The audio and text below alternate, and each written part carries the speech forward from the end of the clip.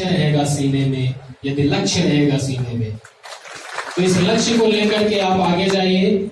और जब आप इस लक्ष्य को केंद्रित करके अपनी योजनाएं बनाएंगे, कार्य करेंगे, तो हम अवश्य सफल होंगे और उसकी संप्राप्ति करेंगे।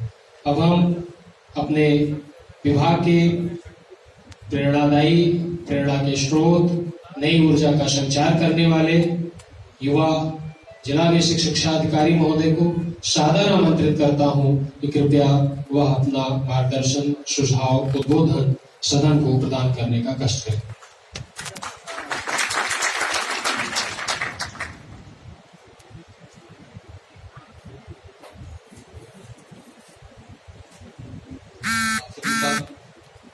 स्वागत है इस कार्यशाला में मेरी तरफ से।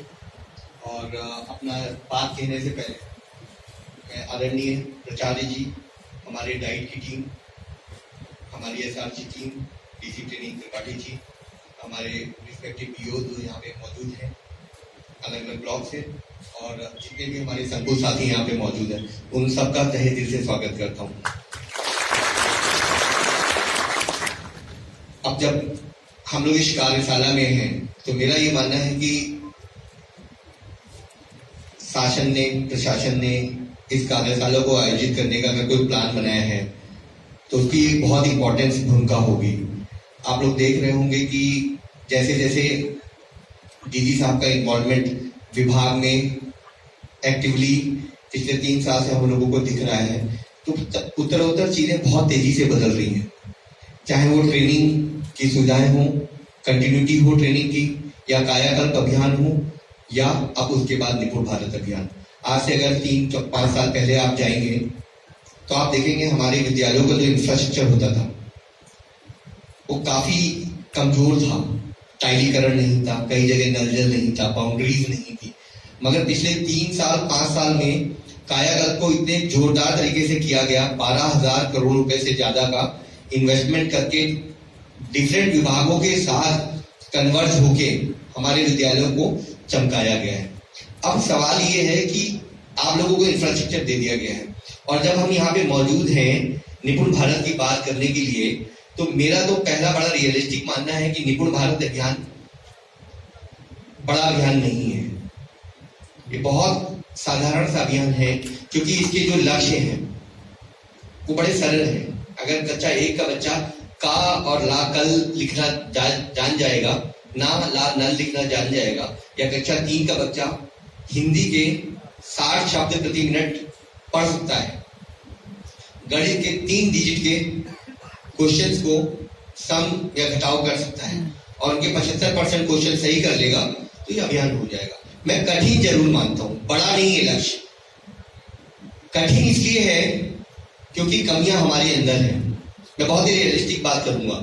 अगर हम लोग इस वर्कशॉप में ये सुनने आए हैं कि हम लोग एक दूसरे की तारीफ करें और एक अच्छे माहौल में बात करें, और उसको मैं ये कहूंगा वो रियलिस्टिक असेसमेंट नहीं होगा। अभी हमारे एसआर जी राधेश्याम जी असेसमेंट की बात कर रहे थे। जब हम बच्चों का असेसमेंट कर रहे हैं तो उसी समय मेरे दिमाग में आया कि बच्चों से ज्यादा हमें अपना स्वयं का असेसमेंट करने की जरूरत है। और ये सिर्फ टीचर को नहीं है, ये मेरा असेसमेंट भी होगा। मुझे ये देखना होगा कि मेरे जनपद में क्या क्या चुनौतियां हैं निपुण भारत लक्ष्य को पाने के लिए।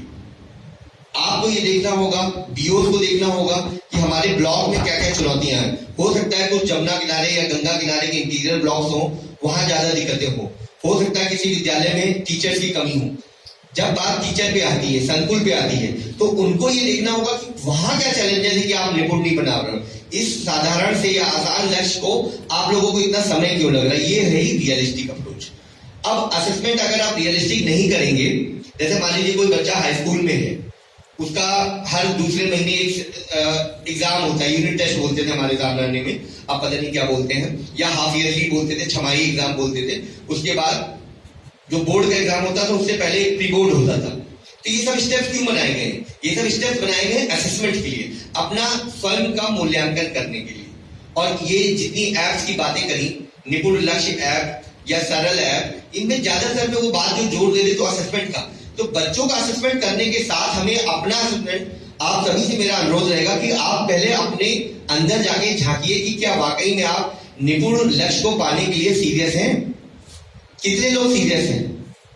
अच्छा, यहाँ पे कितने लोग हैं जिनके विद्यालय ऑलरेडी निपुण हो चुके हैं, मतलब कक्षा 1 से 3? कोई है? चलिए, बड़ी तारीफ की बात है कि हमारी 4 मैडम लोग आगे बैठी हैं, बड़ी जोरदार क्लैपिंग हो जाए। बहुत गर्व की बात है कि देखिए इनका इतना कॉन्फिडेंस है, और ये कह नहीं हमारे 4 विद्यालय इन लोगों के निपुण हो चुके हैं। डेफिनेटली इनके अंदर ये कॉन्फिडेंस इसलिए आया है क्योंकि ये ग्राउंड लेवल पे बहुत जबरदस्त तरीके से काम कर रही है। जिसके अंदर कॉन्फिडेंस नहीं होगा, काम नहीं किया होगा जिसने बैकग्राउंड में जाके, जो रेगुलर नहीं होगा, डिसिप्लिन नहीं होगा, कंसिस्टेंट नहीं होगा, वो लक्ष्य को नहीं पा पाएगा। अभी थोड़ी देर पहले एक और बात कह रहे थे कि छोटे बच्चे सब कुछ देख के सीखते हैं। आप जो भी एक्टिविटी करेंगे, जैसे किसी घर में खराब माहौल है, अगर पिता शराब पी के आता है और लड़ाई झगड़ा होता है तो वो बच्चा पढ़ाई नहीं करेगा। या आपकी कोई ऐसी एक्टिविटी है जो स्कूल में परिवेश नहीं बनाती है, एक शैक्षणिक माहौल नहीं बनाती है, तो बच्चा निपुण नहीं हो पाएगा। निपुण बनने के लिए आपको सबसे पहले डिसिप्लिन होना पड़ेगा। जब आप डिसिप्लिन होंगे, आप कंसिस्टेंट होंगे, तो बच्चे ऑटोमेटिक होने लगेंगे। डिसिप्लिन की कमी है, पढ़ाई बिल्कुल कठिन नहीं है। इवन मैं तो IAS BCS वाले बच्चे जिनको मैं पढ़ाता था, मैं बोलता था कि पढ़ाई बिल्कुल भी कठिन नहीं है, कठिन है टेबल पे बैठना। आप बताइए, हाई स्कूल का जो IAS का एग्जाम होता है या BCS का एग्जाम होता है, तो हाई स्कूल और इंटर का सिलेबस आता है। हाई स्कूल का ही आता है, इंटर का नहीं आता है, इंटर का साइंस का नहीं आता है। हाई स्कूल तक की ज्योग्राफी, हिस्ट्री और CBSE की बुक्स आती है। मैथ्स तो उससे भी सरल आती है। तो जो बच्चे मेरे पास पढ़ने के लिए आते थे IAS या BCS, मैं उनसे कहता पढ़ाई बिल्कुल कठिन नहीं, बड़ी इंटरेस्टिंग पढ़ाई है। कठिन है आपका वहां पे बैठना, डिसिप्लिन तरीके से 6 घंटे 8 घंटे डेली पढ़ना, क्योंकि आप डिस्ट्रैक्ट हो जाओगे, कभी आपका मन नहीं होगा। बहुत कम लोगों के अंदर अच्छा डिसिप्लिन पाया जाता है, जो डिसिप्लिन से सिंसियरिटी से कर लेते हो जाते हैं। तो अब बात करता हूं मैं अपने विद्यालयों की।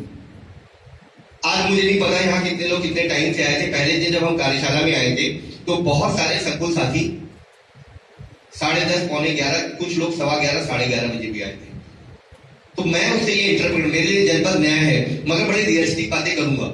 मैंने ये सोचा कि जो लोग 11 बजे आ रहे हैं, ये 8 बजे विद्यालय कैसे खोलते होंगे। इनफैक्ट 7:30 बजे खोलना है। अगर टाइम मोशन स्टडी की बात करेंगे तो आपको विद्यालय और आधे घंटे पहले खोल के 15 मिनट पहले प्रेयर स्टार्ट करानी। 8 बजे से कक्षा स्टार्ट हो जानी चाहिए। एग्री है आप लोग इस बात से?